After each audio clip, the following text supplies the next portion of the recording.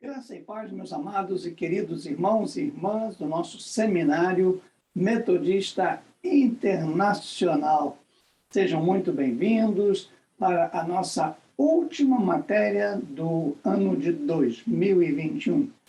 Estamos felizes por completar a nossa grade curricular este ano e nos prepararmos para a formatura da primeira turma que se fará no início do ano que vem, provavelmente em janeiro, vai depender apenas do nosso ajuste de viagem aqui, né? Mas estamos felizes, quero agradecer muito a Deus, a você, aluno, seminarista, que durante esses 3 anos permaneceu conosco, estudando a palavra, e os últimos que chegaram nos últimos 2 anos, muito obrigado pela sua participação, perseverança, compromisso com o seminário e, acima de tudo, um compromisso com o Senhor da igreja, o Senhor Todo-Poderoso. Isso é maravilhoso. E eu quero também dizer, você que ainda não é aluno, não é parte integrante do nosso seminário, se inscreva, mande uma mensagem para a gente. O nosso e-mail é gccarvalho52@gmail.com, gccarvalho52@gmail.com. Esse é o nosso e-mail que você pode mandar. Eu gostaria de ter informações do seminário, gostaria de saber se eu posso fazer parte, e você será muito, muito, muito bem-vindo ao nosso seminário.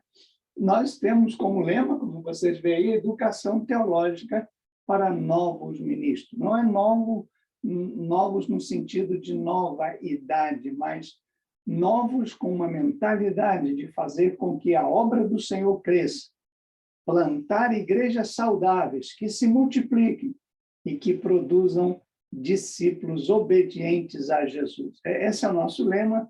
É para isso que estamos trabalhando e preparando novos obreiros, tá bom? Seja muito bem-vindo. Hoje, nós vamos, então, estudar uma matéria que até pouco tempo atrás não era considerada importante, mas, dados os últimos acontecimentos, ela se tornou uma matéria muito pertinente. Se você for na internet e colocar, você vai ver dezenas de aulas, vários professores falando deste assunto.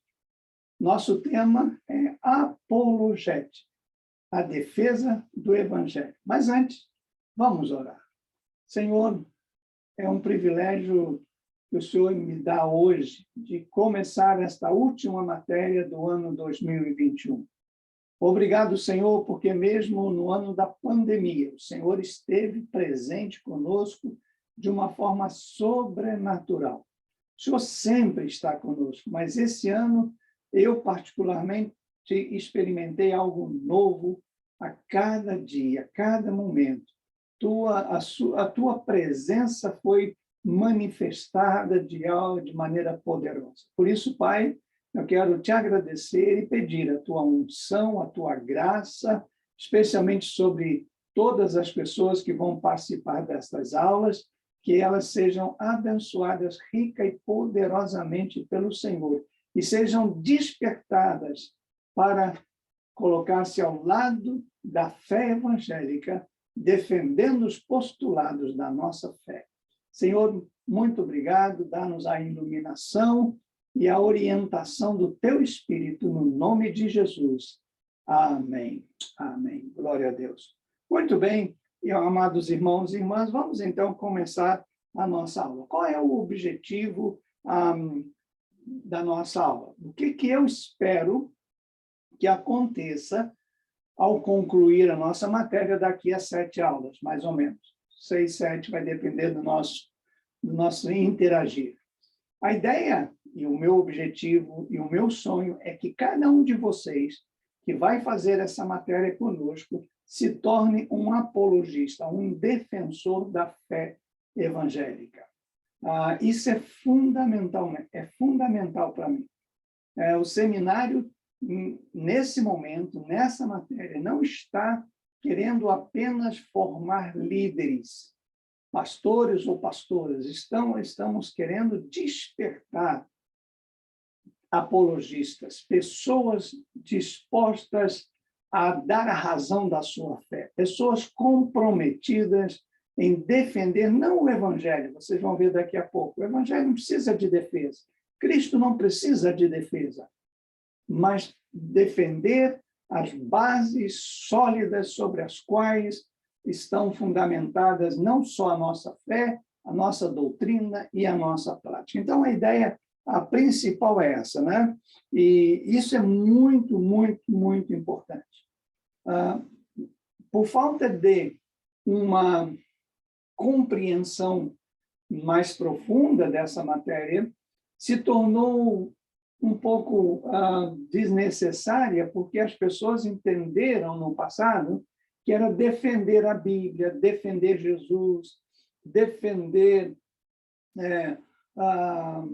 o Evangelho de um modo geral, e não é esse o propósito da matéria.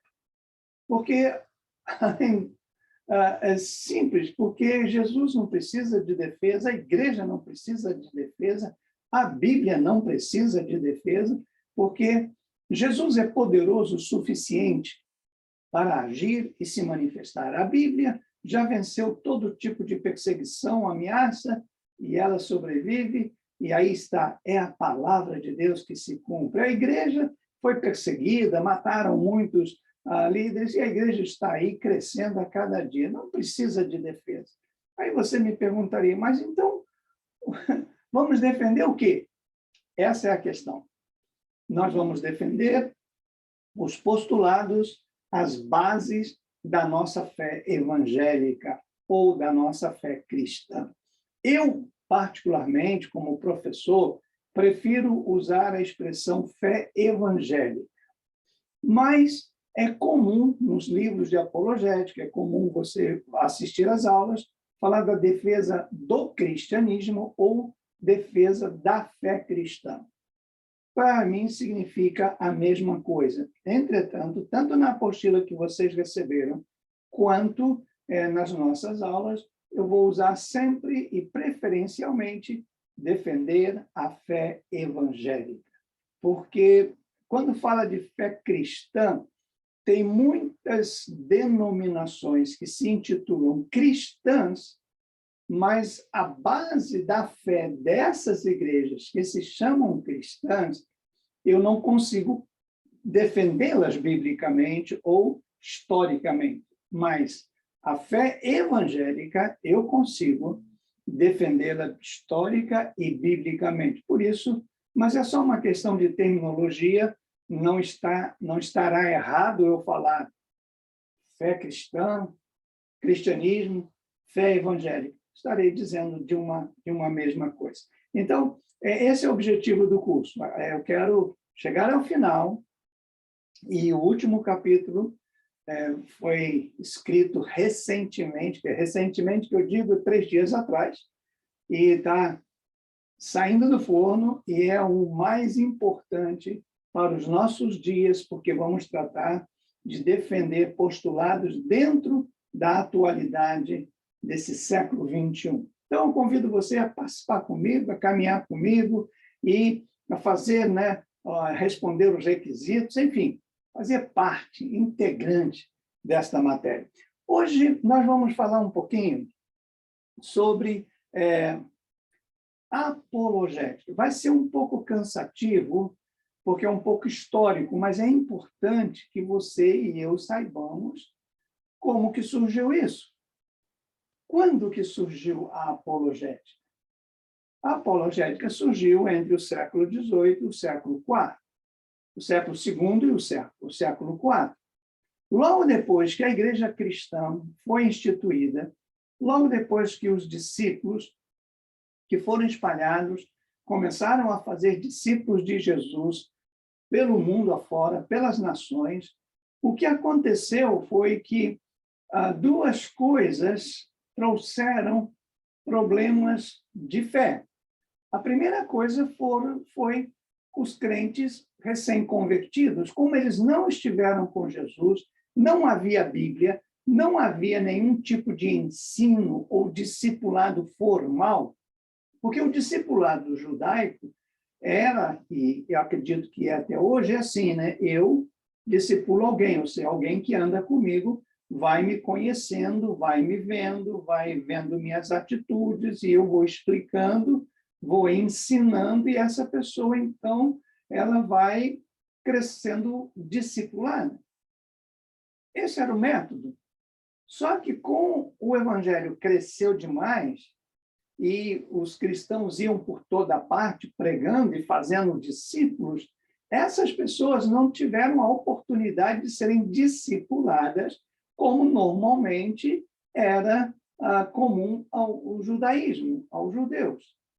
E o que aconteceu? Essas pessoas elas começaram a dizer coisas e ensinar coisas que elas achavam, mas que elas não conseguiam defender. Por outro lado, nós tínhamos os que eram contra o evangelho, contra o cristianismo, contra essa nova seita, como eles falavam. Então, eles vinham e infiltravam e falavam coisas que não eram verdades, tanto é que para termos hoje a Bíblia como nós temos, com esses livros, especialmente, né, os livros do Novo Testamento, porque muitos que eram contrários à fé cristã começaram a escrever livros como se fossem cristãos e adulterando os princípios. Enfim, houve um conflito muito grande devido aos crentes neófitos que, empolgados, pregavam e falavam de coisas que muitas vezes eles não tinham como comprovar, eram verdade, mas eles não podiam provar. E, do outro lado, as pessoas contra o evangelho, querendo e lançando heresias e tudo isso. Então, de repente, o mundo cristão evangélico daquela época ficou sem saber o que é verdade, o que é Bíblia, na época não falava Bíblia, né? O que é de Deus, o que não é de Deus, e o que é isso? Bom, aí isso começou a surgir a necessidade de haver alguém para defender ou explicar. Tudo começou dentro de escolas filosóficas, onde as pessoas começaram a se posicionar e a argumentar, defendendo aqueles postulados, aqueles princípios que surgiu. Então, surgiu a apologética. A apologética é a derivação da palavra apologia, que significa defesa verbal, e que significa defesa com base em argumentos racionais e evidências para a defesa e comprovação da fé. Então, pensem comigo nessa primeira definição. É uma derivação da palavra apologia, que é defesa verbal. Então, quase sempre a apologia era feita por alguém verbalmente. E aí a gente vai na história, é muito empolgante, porque a gente tem a história de vários apologistas que tinham auditórios, tinham alunos, tinham pessoas, e às vezes isso durava até dias. A história conta muito disso, de até dias, né, que duravam essas defesas verbais. E, claro, era argumento, então, a apologética é composta de argumentos e evidências. Então, são duas coisas. Eu tenho que ter argumentação e tenho que ter evidência comprovatória para defender a minha fé. Não basta eu simplesmente defender. Eu creio, eu creio, eu creio, eu creio. Não, você tem que ter argumentos racionais e evidências. Então, eu creio por quê? Então, veja só. Eu creio que Deus cura. Ponto 1. 2. Eu creio que Deus me curou.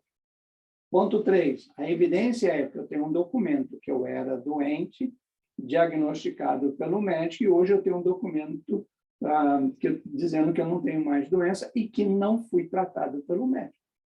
Isso é evidência. Entenderam? Então, a apologia ela veio para dizer o seguinte: isso aqui nós não estamos falando de coisas aéreas. Estamos falando de coisas compreensíveis racionalmente e comprovadas por evidências reais. Bom, a partir daí vieram os apologistas, que eram as pessoas que faziam a apologia, que é simplesmente você criar a defesa. Então, se eu sou um apologeta, um apologista, como a gente também tem dificuldade de definir isso, eu prefiro muito mais chamar apologeta, mas não é uma palavra que se encontra no vernáculo brasileiro, né? Então, apologia, apologista. Eu vou defender. Vamos supor que eu agora queira defender as bases de uma fé que seja ativa nas boas obras. Então, a fé e boas obras são dois elementos de uma só conduta. Eu vou preparar uma defesa diante desta declaração que eu acabei de falar e que tenha também evidências, não só argumentação, mas também evidência. Quando eu fizer isso, agora a gente também sabe que a gente hoje pode fazer por escrito ou até na internet. Então, você se torna um apologista, não só falando, mas também escrevendo e fazendo vídeos, como a gente está vendo que está dando tanto problema. Porque hoje, com a internet, ninguém mais tem como segurar. E a gente não sabe a extensão, o alcance disso. Eu não sei quantas pessoas eu vou alcançar com essa matéria. Não tenho a mínima ideia. Podem ser poucas, mas pode ser muitas. Antigamente, não. Você sabia, tinha 40, tinha 30, tinha 20. Vendeu 100 livros, vendeu 1000 livros. Hoje, não. Hoje você não sabe o alcance da sua defesa ou da sua forma de falar. Então, é também uma pessoa que se dedica à criação de obras, discursos, textos, que defendem e explicam as bases da nossa fé evangélica. Agora, quando a gente diz assim, quem é um apologista? Eu disse que eu gostaria de ser, mas eu não sou chamado de apologista. Pelo menos por enquanto. Não sei se um dia eu vou chegar lá. Porque apologistas são pensadores cristãos que se dedicam à tarefa de escrever apologia do cristianismo. Eu não faço isso. Eu ensino doutrinas, eu ensino a Bíblia, mas eu não escrevo, apesar de que eu escrevi apenas um livro, até hoje, toda a minha vida como professor, que falava da defesa do cristianismo. Né? Foi numa década de 80, quando a igreja evangélica passava por uma situação muito complicada, e então eu escrevi o livro A Operação do Erro, defendendo que aquilo que estava acontecendo naquela época não era algo de Deus. E isso foi muito polêmico, tanto polêmico que eu levei meu livro a 3 editoras no Brasil e nenhuma delas quis publicar o livro dizendo que ele era controversial, que geraria polêmica e que poderia comprometer a imagem daquela publicadora ou daquela editora. Então, eu tive que, eu mesmo, publicar o livro e, claro, o alcance foi muito pequeno, como não sou conhecido, vocês podem ver minhas redes aí, não tem quase ninguém que me segue. Então, assim, eu não consegui alcançar mais pessoas, mas o meu público-alvo, graças a Deus, eu alcancei. Mas isso não faz de mim um apologista, de forma nenhuma. Nós temos grandes apologistas no Evangelho, grandes apologistas na história da igreja, mas tem que ser alguém que é um pensador cristão e que se dedique a essa tarefa de defender os postulados e as bases do nosso cristianismo, da nossa fé cristã. Agora, vamos falar de apologética cristã. E já falamos que vem da expressão fazer uma defesa. Então, a apologética cristã é a ciência de fazer uma defesa da fé cristã, ou, como eu já disse, a fé evangélica. Portanto, a apologética cristã é simplesmente apresentar uma defesa da fé evangélica e da verdade cristã àqueles que delas discordam. Então, no momento em que você reúne 3, 4, 5 pessoas, ou você escreve um livro, você faz um vídeo para defender, olha só, a fé evangélica, então, você está fazendo a apologética cristã. Você não é um apologista no ponto de vista filosófico, mas você é um apologista porque você, naquele momento, você está exercendo a fé, a função de um defensor das bases da fé evangélica, né? Bom, vamos seguir um pouquinho mais. Então, só para a gente ter uma coisa bem clara, para quando eu perguntar para vocês, o que significa apologética cristã? A resposta é essa. É a disciplina teológica focada em defender a veracidade da fé evangélica contra os seus opositores. Então, é simples, né? Nós estamos estudando uma disciplina, uma forma, um meio de, dentro da área teológica, obviamente, de defender a veracidade da fé evangélica. Porque, veja, fé todo mundo tem. Eu não defendo fé. Fé todo mundo tem. Níveis de fé, objetivos de fé, motivações de fé, todos nós temos. Agora, a fé evangélica ou a fé cristã, nem todos têm. Por isso que Tiago fala, se alguém tem falta, peça a Deus.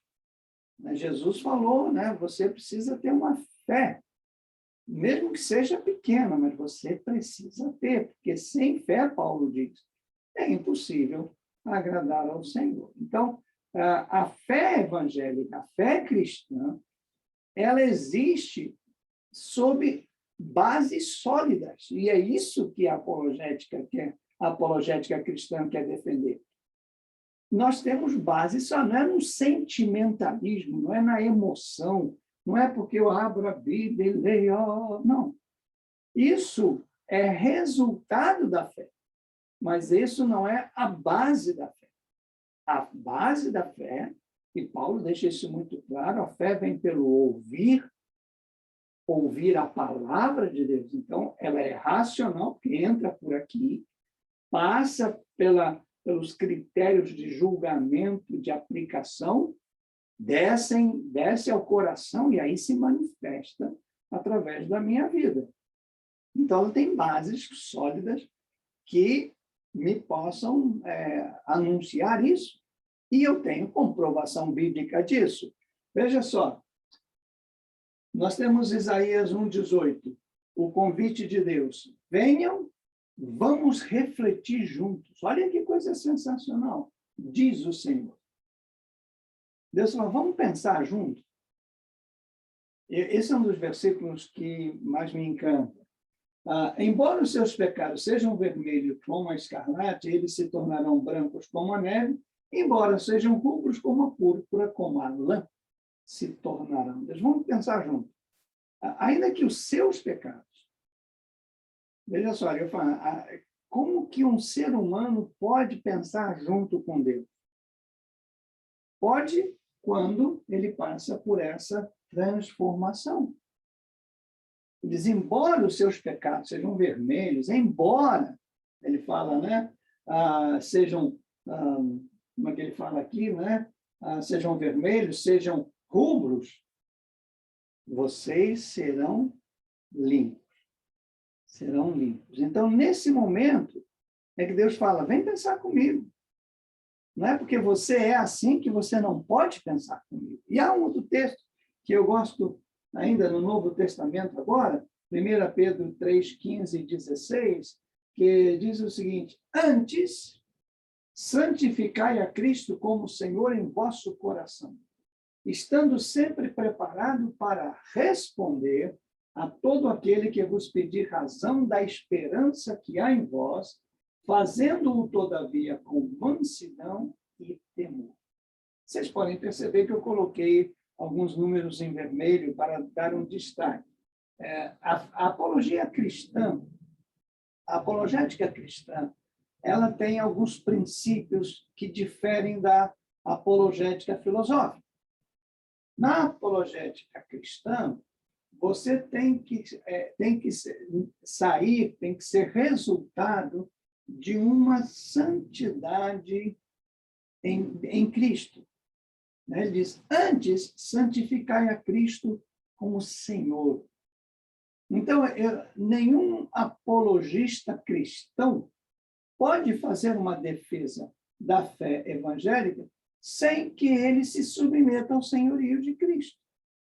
Porque senão passa a ser pura filosofia. Entenderam? Pura filosofia. Quando eu sou um defensor de algo que eu não estou comprometido, apenas sou um falador, mas eu não consigo convencer aqueles que me escutam ou aqueles que trabalham comigo. Segunda coisa, eu tenho que estar preparado para responder. Eu sublinho responder porque pode-se também substituir esse verbo pelo verbo defender. Você tem que estar preparado.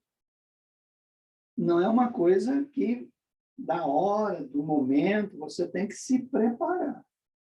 Por isso que poucos são os apologistas cristãos hoje, porque a maioria de nós não vê essa necessidade de se preparar.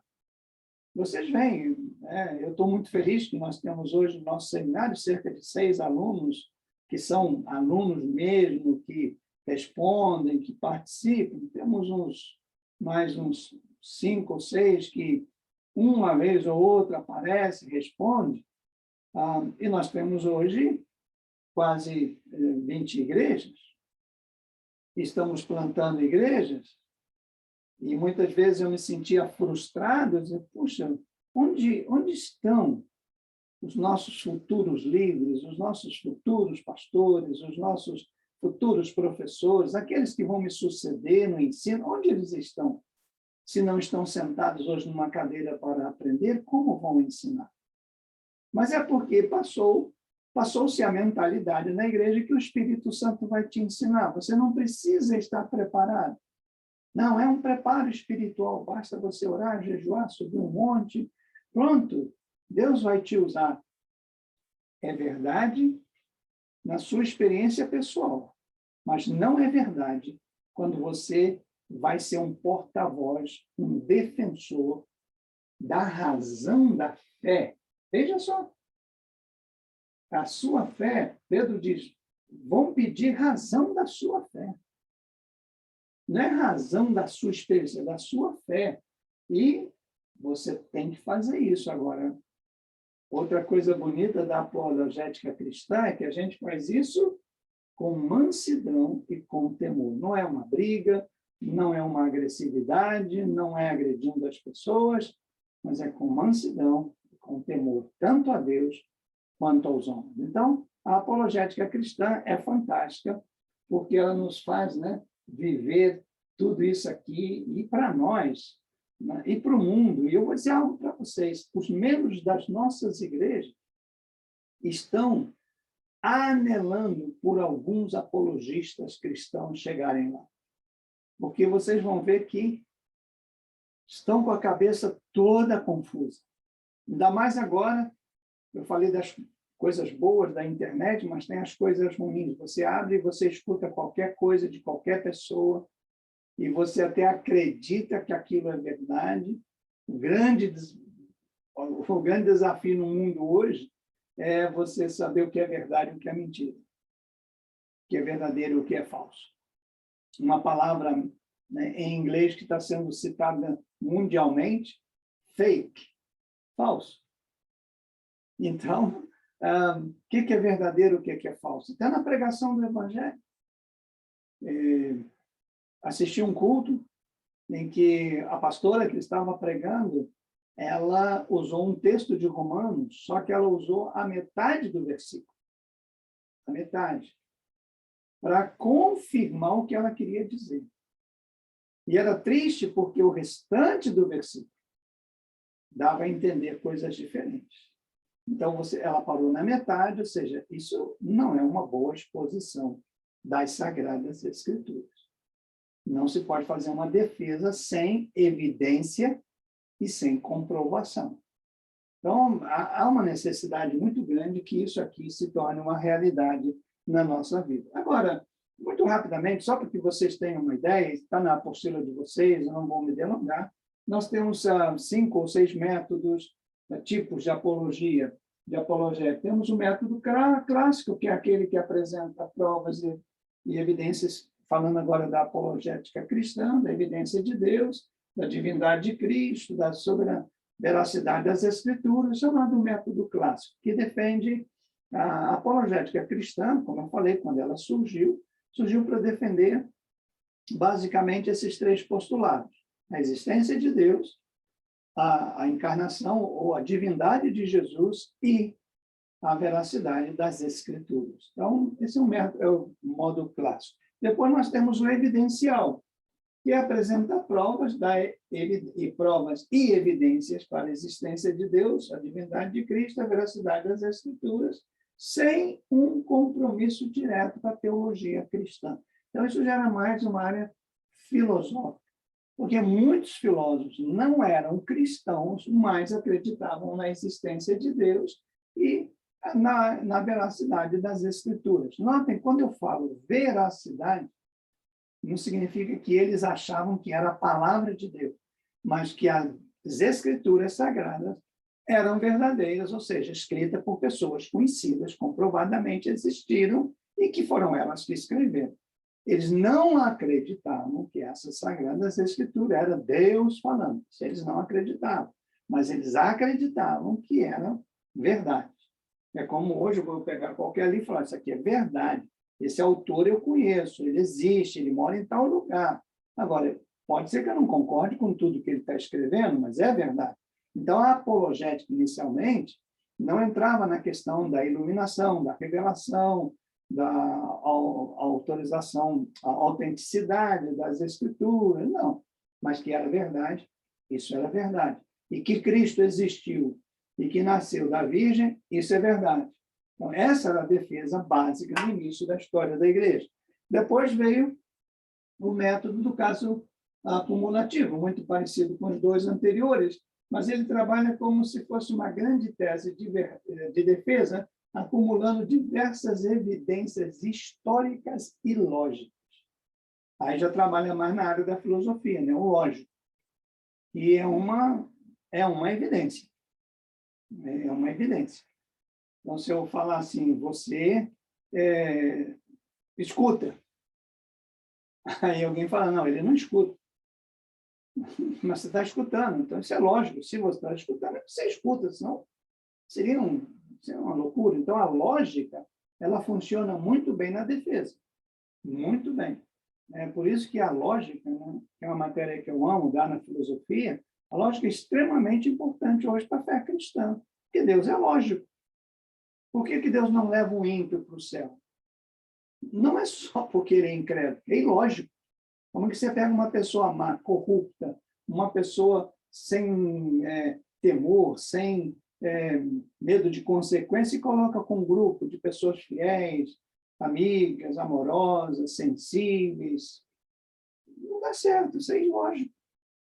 Então, não é que Deus é mau, não é que Deus não quer fazer, não faz sentido, isso é ilógico. Então, muita coisa da lógica filosófica a gente deveria estudar também. Depois nós temos também o método pressuposicional, que a fé evangélica já é um sistema de pensamento perfeito e com autoridade própria e não precisa de fatores externos para comprová-la. Portanto, são os opositores que têm que provar que a fé evangélica está errada. Eu não tenho que provar que Deus existe, segundo esse método. Quem não acredita que tem que me provar que Deus não existe, como é que ele consegue provar? Eu não preciso provar que Jesus nasceu da Virgem Maria. Quem não acredita é que tem que me provar como é que uma mulher, sem ter relação com um homem, fica grávida e tem um filho. Como que isso é? Me prova como que é possível. Então, assim, dentro do método pressuposicional são os opositores que precisam comprovar que eu estou equivocado. Né? Isso é muito gostoso, né? O quinto é o método da epistemologia reformada, que o método filosófico se baseia nas Sagradas Escrituras, que defende que a crença em Deus é algo natural do ser humano, ou seja, uma crença básica que não precisa de defesa. Então, essa ideia, né? Quando a gente fala da epistemologia reformada, é aquele momento que todos chegaram ao seguinte: todo mundo crê em Deus. Todos creem em Deus.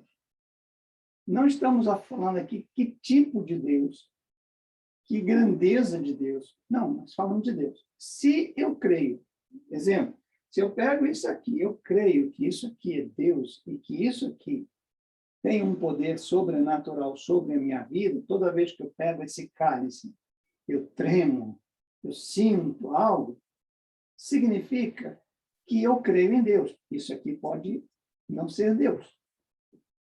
Isso aqui nem é Deus. Mas a minha percepção e a minha fé que isso é Deus pressupõe que eu creio em Deus. E se eu creio em Deus, você crê em Deus, o outro crê em Deus, outro no outro lado do mundo crê em Deus. Se todo mundo crê em Deus, é porque ele existe. A forma de eu percebê-lo difere, mas a essência eu não preciso defender. E, baseado, né, nas Sagradas Escrituras, é que esse método veio. Agora, eu coloquei na apostila aí, se você tiver tempo, eu te recomendo, mas eu coloquei na apostila os primeiros e os principais apologistas da fé evangélica. Tertuliano, de Cartago, foi quem defendeu a posição evangélica da Trindade, é um tema até hoje muito polêmico, né? O conceito de se Jesus é Deus, como é que ele participa da Trindade? Ele é Deus ou ele descende de Deus, ele é filho de Deus, ele foi gerado por Deus, ele passou a existir depois da encarnação, ele existia antes e se encarnou, ou é Deus que se encarnou? E Tertuliano fez uma defesa fantástica. Depois veio Agostinho de Hipona, Hipona é o nome da cidade, ele foi o primeiro a defender a graça de Deus contra Pelágio. Pelágio era um filósofo que afirmava ser o homem responsável pela sua salvação. Sim, não é Deus que me salva, sou eu. Eu tenho que fazer algo para minha salvação. Eu tenho que fazer. E Agostinho de Hipona disse, não, é a graça de Deus. Nós somos salvos mediante a graça, pela fé, mas é a graça de Deus. E havia esse conceito, que hoje, essa teoria de Pelágio está muito presente nas igrejas. Né?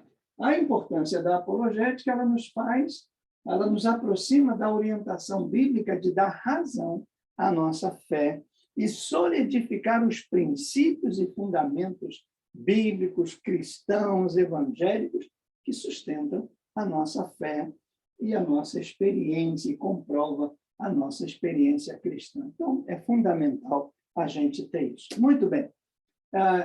Eu tentei fazer o resumo mais possível para não te cansar.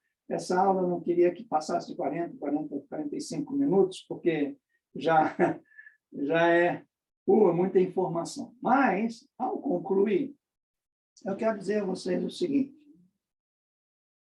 pense, e mais do que pensar, olhe a Deus, para que você possa extrair dessa matéria 3 coisas. A primeira delas, um desejo muito grande por defender os princípios da nossa fé. Não deixar passar batido. Porque, gente, o que está acontecendo na igreja hoje, na igreja evangélica, é porque muita gente fala, isso não tem importância, isso aí é que ele é novo ainda. Não funciona. Havia um ditado muito antigo, que hoje eu não escuto mais, que dizia, pau que nasce torto, morre torto. E essa é uma verdade dentro da fé. Se você começa a sua fé sobre bases falsas ou bases não firmes, você não vai crescer nessa fé, não vai desenvolver. Então, as bases têm que estar firmes, sólidas. E como vieram, aliás, vários ventos de doutrinas falsas, previstos pela própria Sagradas Escrituras, isso veio e balançou o alicerce da fé. Então, hoje nós estamos tendo sérios problemas. Então, olhe a Deus, peça a Ele para que nessa matéria você possa dizer assim, Senhor, eu não vou deixar passar. Se eu ver ou ouvir algo que contraria os princípios da fé, chega para a pessoa e, olha, pensa melhor. Segunda coisa, torne-se você mesmo um defensor. Se você vê algo que está acontecendo, ou você escuta ensinamentos que não têm base bíblica, histórica e tradição, que essa, né, os nossos 4 pilares, uma coisa para ela ser ensinada, cobrada, tem que ser algo baseado nas Escrituras, isso é fundamental. Algo racional que a gente possa comprovar, ter evidência, que seja algo que já uma tradição evangélica, não é uma coisa que se inventou agora, que fulano teve uma revelação agora e veio, e principalmente que seja algo experimental, algo de experiência, que é vivido. Eu não posso falar de santidade se eu não viver a santidade, ou se eu não ver a santidade em alguém. Então, isso é muito importante. E, por último, que você se delicie, porque nós vamos tratar aqui, se eu me lembro bem, nós vamos tratar de 4 temas bem complicados. Nós vamos falar dos dias da criação, nós vamos falar do dilúvio, nós vamos falar da encarnação de Jesus e vamos falar da influência do secularismo. E isso é muito importante que você absorva isso para entender qual a profundidade da apologética cristã. Nós não vamos gastar tempo aqui falando sobre a defesa de Deus, ou os argumentos, porque já fizemos a matéria do teísmo, então eu tirei isso dessa matéria, mas normalmente a apologética sempre começa na defesa das bases sobre a existência de Deus, na nossa vida, no mundo, etc. Nessa matéria nós não teremos, porque já estudamos no teísmo, mas as outras questões que são mais defendidas pelos apologistas evangélicos, nós vamos tratar aqui. Então, você é muito convidado, espero que essa aula tenha despertado em você interesse. E o que eu quero para que você faça é que você aponte para mim pelo menos 3 resultados positivos quando nós fazemos uso da defesa da nossa fé evangélica. Isso eu quero que você, talvez você não encontre isso na sua apostila, então pense, na sua cabeça, qual é o resultado positivo da gente usar, né, a defesa da nossa fé? Segundo, aponte pelo menos 3 resultados negativos quando nós não fazemos uso da defesa da nossa fé. Isso é fundamental. Então, aqui você tem os positivos para fazer uso e os negativos quando a gente não faz uso. Ok? Como eu disse, me perguntem.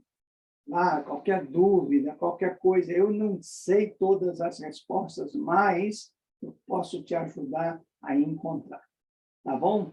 Graça e paz, Deus os abençoe. Amo muito vocês e vejo vocês na nossa próxima aula. Deus os abençoe. Amém.